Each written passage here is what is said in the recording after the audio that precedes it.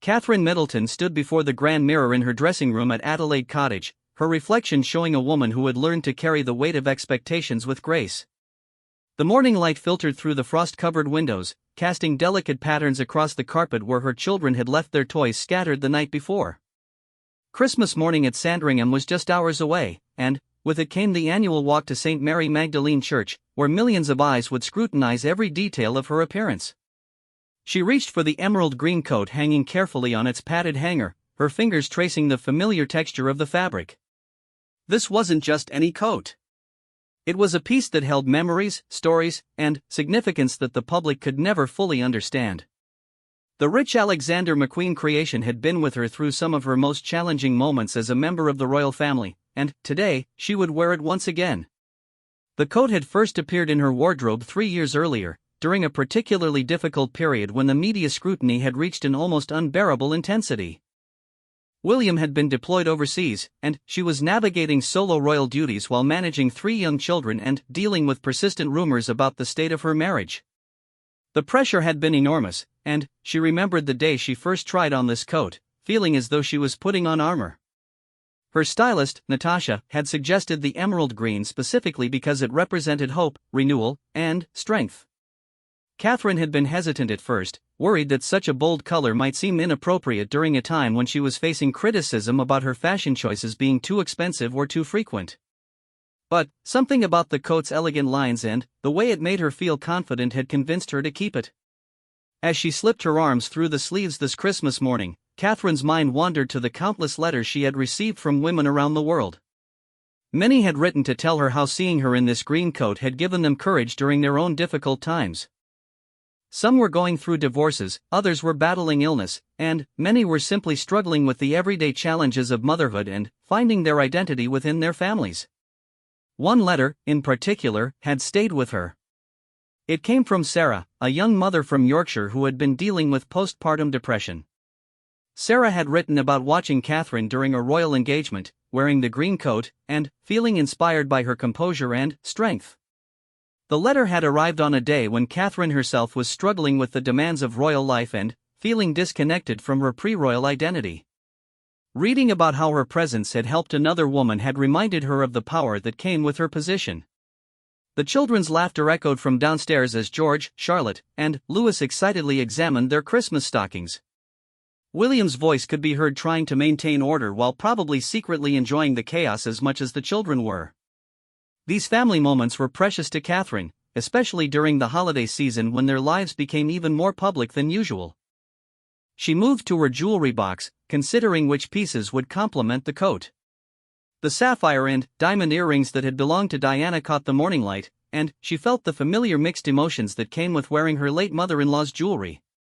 There was honor in continuing Diana's legacy, but also pressure to live up to the memory of a woman who had become almost mythical in the public consciousness. Catherine had never met Diana, but through William's stories and the countless people who shared their memories, she felt a connection to her. The green coat had become, in some ways, her own version of Diana's iconic outfits, pieces that would be remembered and analyzed long after the event had passed. She understood that every choice she made would be interpreted and reinterpreted by fashion experts, royal watchers, and ordinary people who saw her as a symbol of something larger than herself. The responsibility was immense, but Catherine had learned to find strength in it. She thought about the seamstresses at Alexander McQueen who had crafted this coat with such care, the designers who had envisioned how it would look, and all the people who would see it today and in photographs that would circulate around the world. Fashion, she had learned, was never just about clothes when you were a member of the royal family. Her phone buzzed with a text from her sister Pippa, wishing her a Merry Christmas and reminding her to enjoy the day rather than worry about the cameras.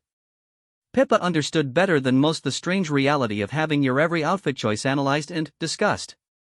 Catherine smiled, remembering how Pippa had helped her choose this very coat, encouraging her to embrace bold choices rather than always playing it safe. The sound of cars arriving outside indicated that it was almost time to leave for Sandringham. Catherine took one last look in the mirror, adjusting the coat's belt and checking that her hat was positioned correctly. She had learned that confidence was the best accessory she could wear, and, despite the butterflies that always appeared before public appearances, she felt ready. Walking downstairs, she found William helping Louis with his coat while George and Charlotte waited by the door, already dressed in their coordinating Christmas outfits. The sight of her family together filled her with the warmth and purpose that made all the public scrutiny worthwhile. They were setting out not just as the Wales family, but as representatives of tradition, continuity, and hope for the future of the monarchy. As they stepped outside into the crisp December air, Catherine pulled her green coat closer, feeling the familiar weight of expectation settle on her shoulders. But today, like every other day she wore this coat, she would carry it with grace, knowing that somewhere, someone might find strength in seeing her move forward with dignity and purpose.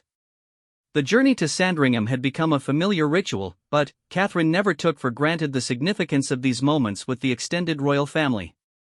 As their car pulled through the gates of the Norfolk estate, she could see the crowds already gathering along the path to the church, their faces bright with excitement despite the cold December morning. The emerald green coat that had felt like armor in her dressing room now felt like a bridge connecting her to all these people who had come to share in this traditional Christmas celebration. King Charles greeted them warmly at the main house, his eyes twinkling with grandfatherly pride as he watched his grandchildren bounce with Christmas morning energy. Catherine had grown close to Charles over the years, appreciating his gentle guidance and understanding of the unique pressures that came with marrying into the royal family.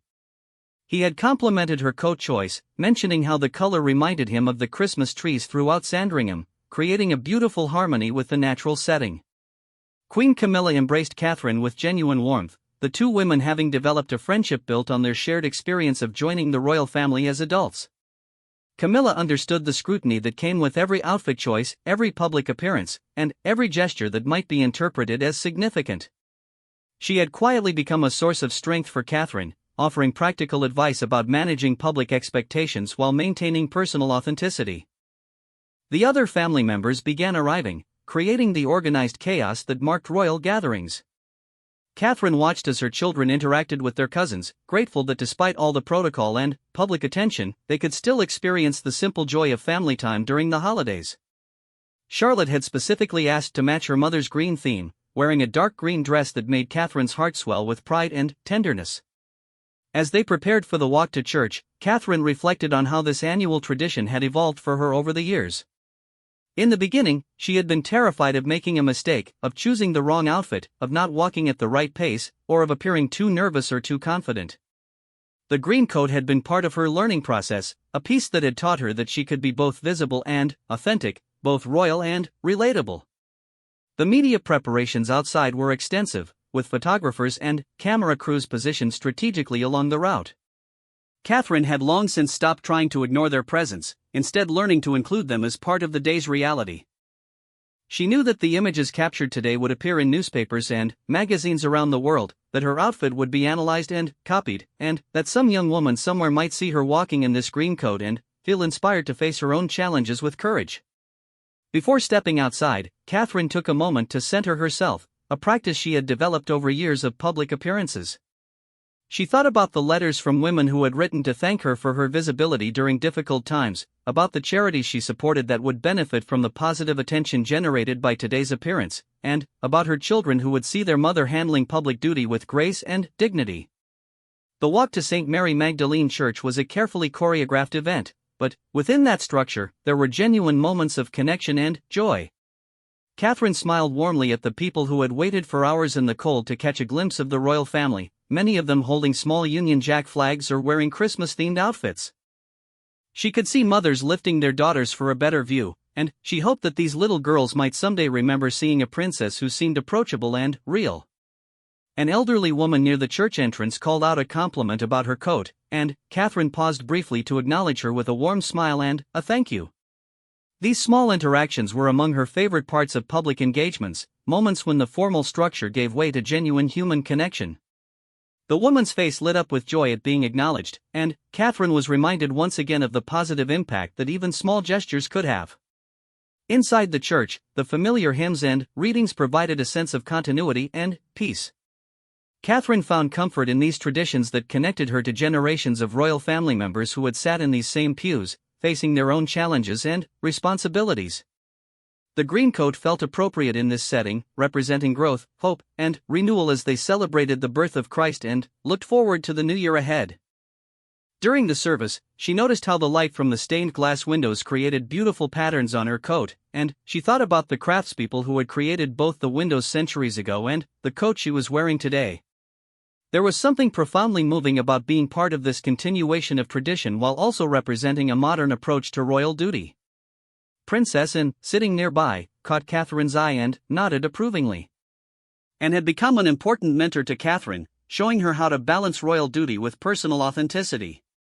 Anne understood that every outfit choice was a form of communication, and she had taught Catherine to think carefully about the messages she wanted to send through her appearance. The children sat quietly during the service, occasionally whispering to each other but generally maintaining the decorum expected of young royals. Catherine felt proud of their behavior and grateful for William's steady presence beside her. They had become a strong partnership, supporting each other through the unique challenges and privileges of their roles. As the service concluded, Catherine prepared herself for the walk back to Sandringham House, knowing that this would provide more opportunities for public interaction and photo opportunities. The green coat had remained comfortable throughout the service, and she felt confident and ready for the next phase of the day's events. The emergence from the church always created a surge of excitement among the waiting crowds, and Catherine had learned to take her time, making eye contact with as many people as possible and accepting the flowers and small gifts that were offered. Children seemed particularly drawn to her, perhaps sensing her genuine warmth and the fact that she was a mother herself. A young girl, probably around Charlotte's age, managed to hand her a small bouquet of winter flowers, and Catherine accepted them graciously, taking a moment to ask the girl her name and wish her a happy Christmas. These interactions were captured by the photographers, but Catherine had stopped worrying about how they might be interpreted, focusing instead on the genuine pleasure of connecting with people who had made the effort to come and share in the celebration. The walk back to Sandringham provided more opportunities for these connections, and Catherine found herself energized by the positive atmosphere and the obvious joy that people took in seeing the royal family together. The green coat had become part of the day's magic, photographed against the backdrop of the Norfolk countryside and creating a visual reminder of tradition continuing into the future. Back at Sandringham House, the formal Christmas Day lunch brought together multiple generations of the royal family in the grand dining room that had witnessed countless such gatherings throughout the decades. Catherine hung her emerald green coat carefully in the designated cloakroom, but its presence seemed to linger with her, having provided the confidence and strength she needed for the morning's public appearances. She had successfully navigated another Christmas Day walk, and now came the more intimate challenge of family dynamics during the traditional meal. The seating arrangement had been carefully planned, as always, but Catherine had learned to find comfort in these formal structures rather than feeling constrained by them. She was positioned where she could help keep an eye on the children while also participating in the adult conversations that would range from estate management to current events to family matters. The green coat had done its job of projecting the right image to the public, and now she could focus on being a daughter-in-law, sister-in-law, and mother within the complex web of family relationships. Queen Elizabeth's absence was still felt deeply during these gatherings, even though it had been several years since her passing. Catherine often thought about the advice the late Queen had given her about choosing clothes that made her feel confident rather than simply following what others expected. The green coat had been one of the first pieces that Catherine had chosen purely because it made her feel strong and capable, and she knew the Queen would have approved of that decision-making process. During lunch, King Charles shared stories about his own experiences with Christmas Day traditions and the evolution of royal protocol over the years. Catherine listened carefully, still learning about the history and significance of customs that the public took for granted. She had come to understand that every tradition carried emotional weight for different family members, and that her role was to help preserve what mattered while also allowing for natural evolution. Princess Anne regaled the table with a humorous story about a Christmas Day outfit disaster from her youth, when a beloved brooch had fallen off during the church walk and been lost forever. The story prompted others to share their own fashion mishaps, and Catherine found herself thinking about how her green coat might someday be part of similar stories told by Charlotte or future daughters-in-law she might never meet. The children were beginning to grow restless after the formal meal, and Catherine could see that they were eager to return to their Christmas presents and games. William caught her eye, and they had one of those wordless conversations that married couples develop, discussing whether it was time to gracefully transition the children away from the formal gathering. These small moments of partnership meant everything to Catherine, reminding her that despite all the public scrutiny and royal duty, she had a true companion in navigating this extraordinary life. As the afternoon progressed, Catherine found herself in conversation with some of the younger members of the extended royal family who looked to her as an example of how to handle public life with grace. She remembered being in their position, uncertain and sometimes overwhelmed by expectations, and she tried to offer the same kind of gentle guidance that she had received from senior royals when she was finding her footing. One of her cousins-in-law mentioned having seen the morning's church walk coverage on social media, where people were already discussing Catherine's outfit choices and speculating about the significance of repeating the green coat. Catherine had learned not to seek out such coverage herself, but she appreciated knowing that the response had been positive. More importantly, she hoped that the images conveyed the sense of stability and continuity that she had intended.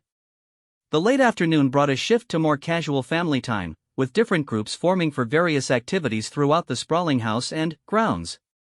Catherine helped organize a game for the younger children while the adults settled into comfortable conversations near the fireplace. These quieter moments were precious to her, representing the family life that she cherished amid all the public demands. She found herself thinking about the women who had written to her about finding inspiration in her public appearances. Many of them were dealing with their own family dynamics during the holidays, managing expectations and relationships while trying to maintain their own sense of identity. Catherine hoped that seeing her navigate the balance between public duty and private family life might offer some encouragement to those facing their own challenges. As evening approached, Catherine retrieved her green coat, knowing that there would likely be additional brief public appearances or photo opportunities before the day concluded. The coat felt familiar and comforting now, like reconnecting with a trusted friend who had helped her through an important event. She thought about all the places this coat had been with her, all the people who had seen it, and all the memories it carried. The tradition of gift exchange among the adults took place in the early evening, and Catherine was touched by the thoughtfulness that went into each present. King Charles had given her a beautiful piece of jewelry that had belonged to Queen Elizabeth, continuing the tradition of passing down meaningful items through the generations. Catherine understood the honor and responsibility that came with wearing pieces that carried such history. Looking around the room at her extended family, Catherine felt a deep sense of gratitude for how she had been welcomed and supported through her journey from commoner to princess to future queen. The green coat had been part of that journey, a witness to her growth and development in her role. It had seen her through moments of uncertainty and had been present for celebrations and milestones. As the children began to wind down from their excitement, Catherine helped prepare them for the transition back to Adelaide Cottage. The green coat would make one final appearance as they said their goodbyes and prepared for the journey home. She was already thinking ahead to tomorrow and the quieter family time that would follow this very public Christmas day. The conversations during the evening had touched on plans for the coming year, new charitable initiatives, and upcoming royal engagements. Catherine listened carefully, already mentally preparing for the challenges and opportunities that lay ahead. The green coat would likely accompany her to some of those future events, continuing to serve as both armor and bridge between her private self and public role. Before leaving Sandringham, Catherine took a moment to look around the dining room where they had shared Christmas lunch, imagining all the royal family members who had gathered in this same space over the decades. She felt honored to be part of this continuation of tradition while also hoping that her own contributions would help the monarchy remain relevant and meaningful for future generations.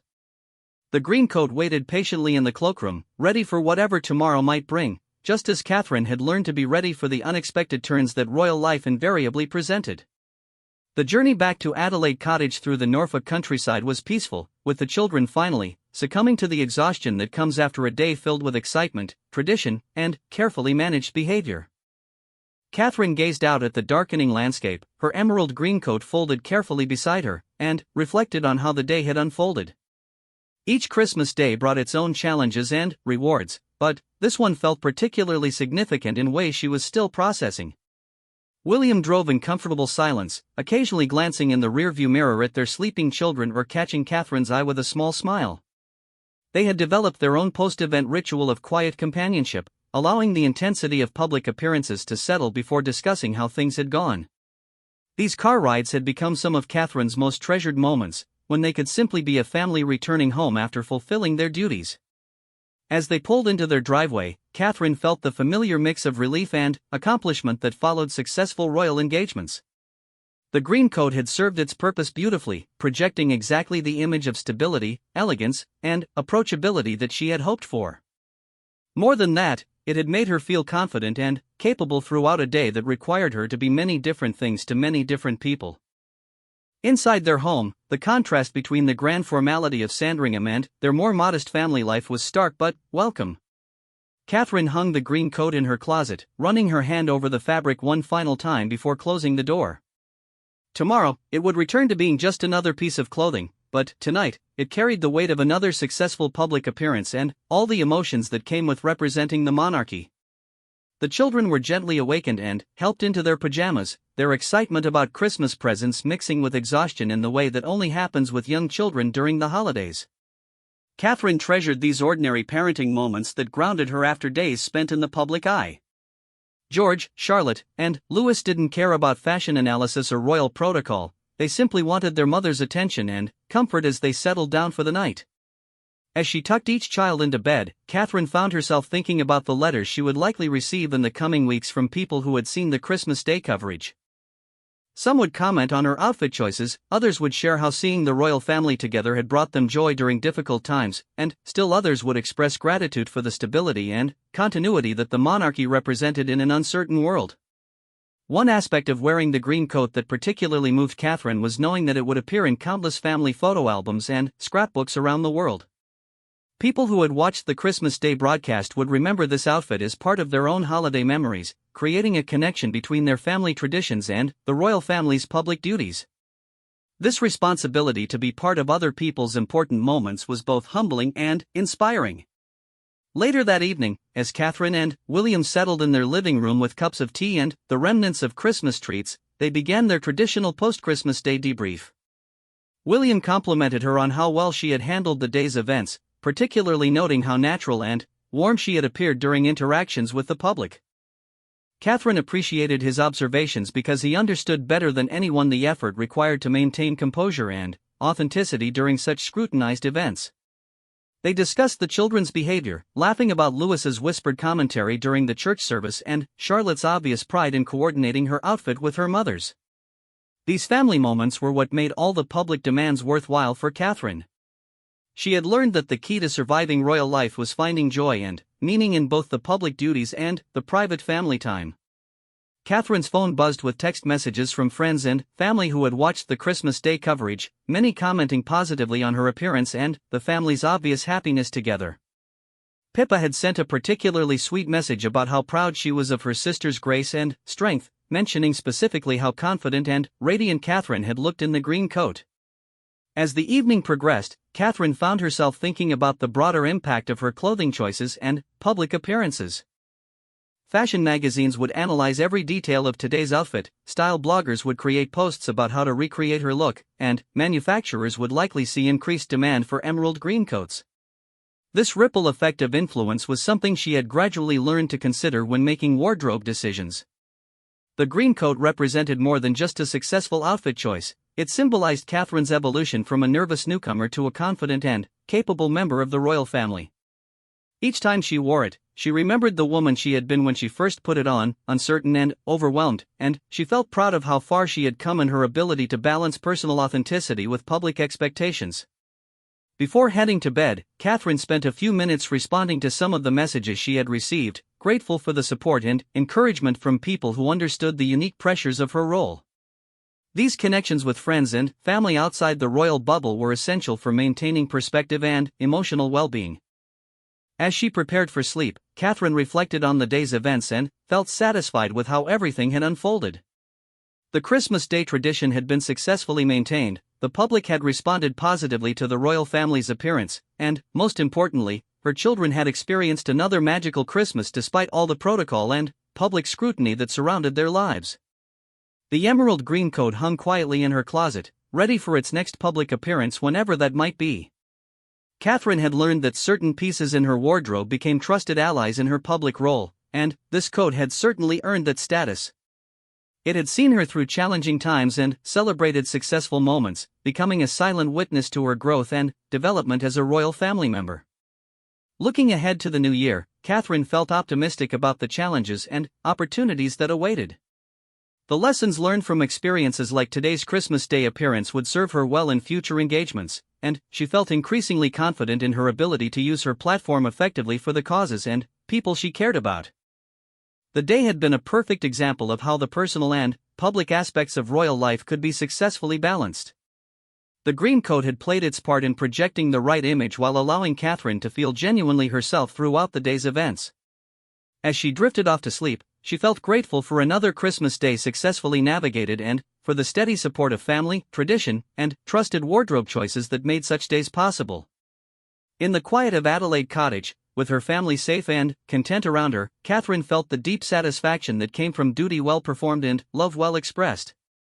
The emerald green coat had been her companion through another chapter in the ongoing story of her royal journey, and she knew there would be many more chapters to come.